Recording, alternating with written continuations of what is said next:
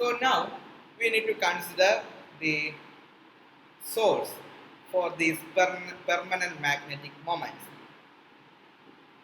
Now we know for considering the permanent magnetic moments, we have to consider three different sources. First one is orbital magnetic moment of the electron. We have to consider the spin magnetic moment of the electron. Also we need to consider the spin magnetic moment of the nucleus.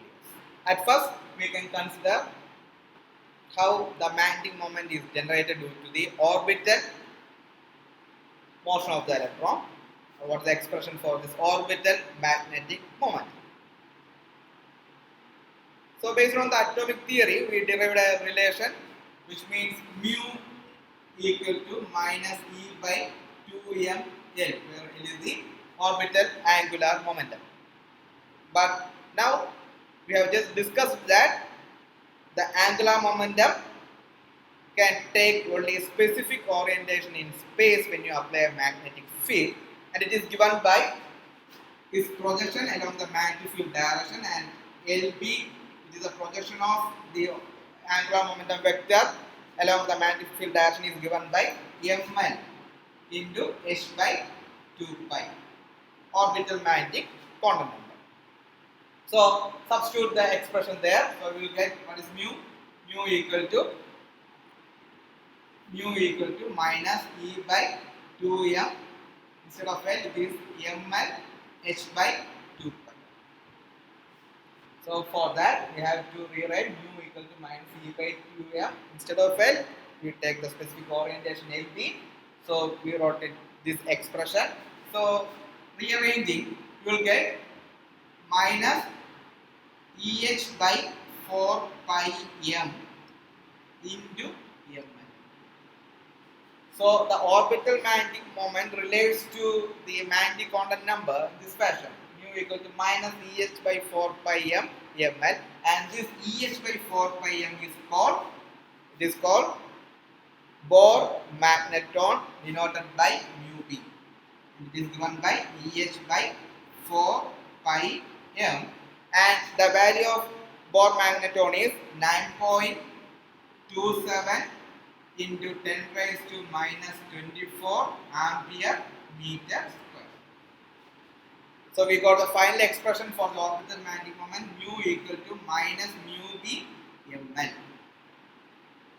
So the concept of this or Bohr magneton is very important.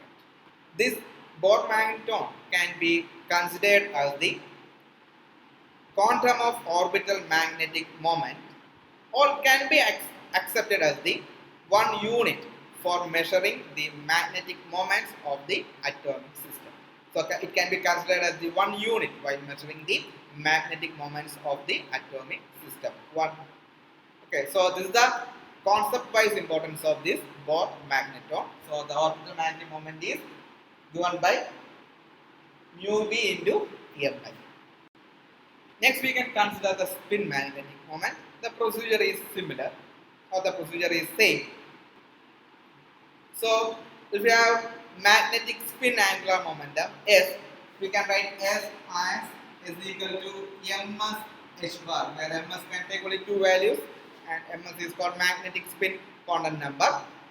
So by using similar expression, if this is for orbital magnetic moment, we can write similar expression as minus E by 2m into S, or it may take minus E by 2m into ms h bar, or you will get, I am writing S as the subscript to denote this is the magnetic moment due to the spin motion of the electron. If you substitute this one, you will get ms h bar, which means EH by 4 pi m by 2, or the answer will be mu b by 2. So we got the spin magnetic moment as the half of the Bohr magneton. But this is not true in the case of electron motion, because experimentally we determined the value of magnetic moment, and it is something equal to the Bohr magneton. So this expression we have to correct. We have to correct it with a factor which is called Landé splitting factor or spectroscopic splitting factor, denoted by G. So the actual expression for mu is it is mu equal to minus g into E by 2m into s. So this g value is very important. Now if you substitute, you will get g into EH by 4 pi m into ms. So you will get mu s as minus g into EH by 4 pi m into ms.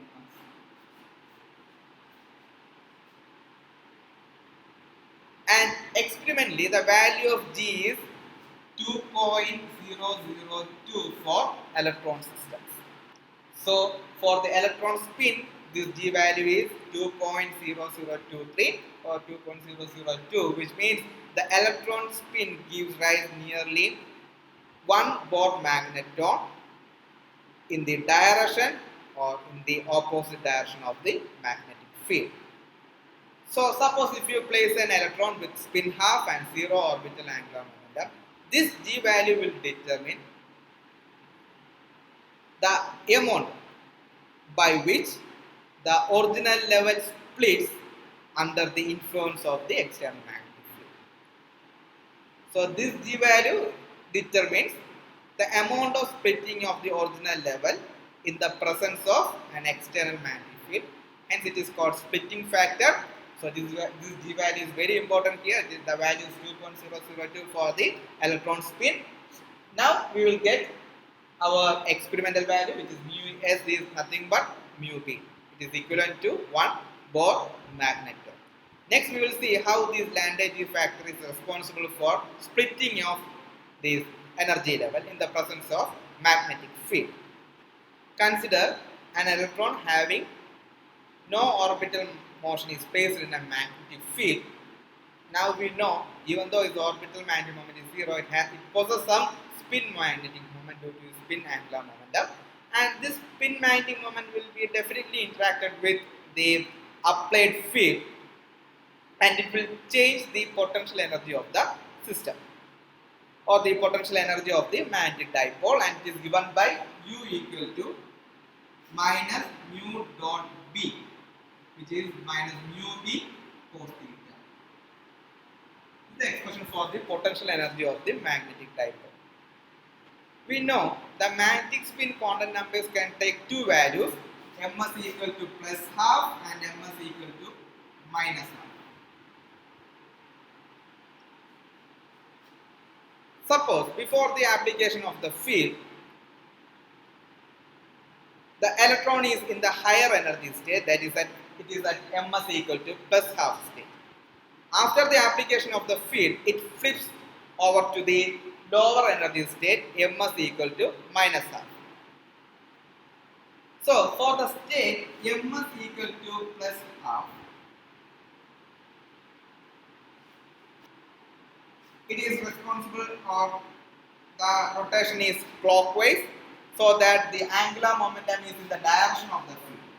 So for ms equal to plus half state, the angular momentum is in the direction of the magnetic field, which means the magnetic moment is anti-parallel to the magnetic field. The angular momentum is in this direction, we have to expect magnetic moment in this direction. So the angle between mu and B is 180 degree. It is anti-parallel. For ms equal to minus half system, this angular momentum will be in this direction. So its magnetic moment will be in this direction. The direction for magnetic moment. So for ms equal to minus half system, angular momentum is anti-parallel to the field, but the magnetic moment is parallel to the field. So the angle between the magnetic moment and field is 0 degree. So when the electron is in the ms equal to plus half state, the angle between the magnetic moment and magnetic field is 180 degree. So during that time, the energy of the system is minus mu b cos 180. So it is mu b, right? Then when the electron is in the negative half system, the angle between mu and b is 0. It becomes minus mu b cos 0. So if you take the difference, you will get the change in potential energy as delta U as it is nothing but 2 mu s. S for the spin magnetic moment, 2 mu s b. This is the change in potential energy due to the interaction of spin magnetic moment with the external magnetic field. We know the expression for mu s. Just substitute. It is given by 2 into what? We have to give G EH by 4 pi m into m mass b. 2 into G dH by 4 pi m mass into b. So ms can take two values, plus half and minus half. So in general you will get the change in potential energy as G into EH by 4 pi m is nothing but Bohr magneton mu b b. So in this way the Landau factor determines the splitting. So the G determines the amount by which the original level splits up under the influence of magnetic field. So if this is the original level before the application of the field, if you apply a field, it will split in this fashion. This is for plus half and this is for minus half, and this gap is G mu b p.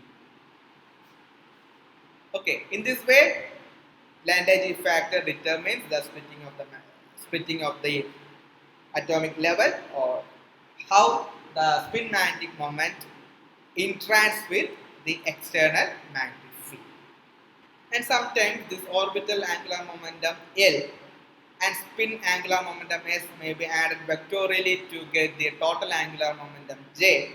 In such cases, the spectroscopic splitting factor, this G, is determined by using the Landau formula, and the value of G in such case is determined as G equal to 1 plus J into J plus 1 plus S into S plus 1 minus L into L plus 1 divided by 2 into J into J plus 1. In this way you can determine what is the Landau factor G.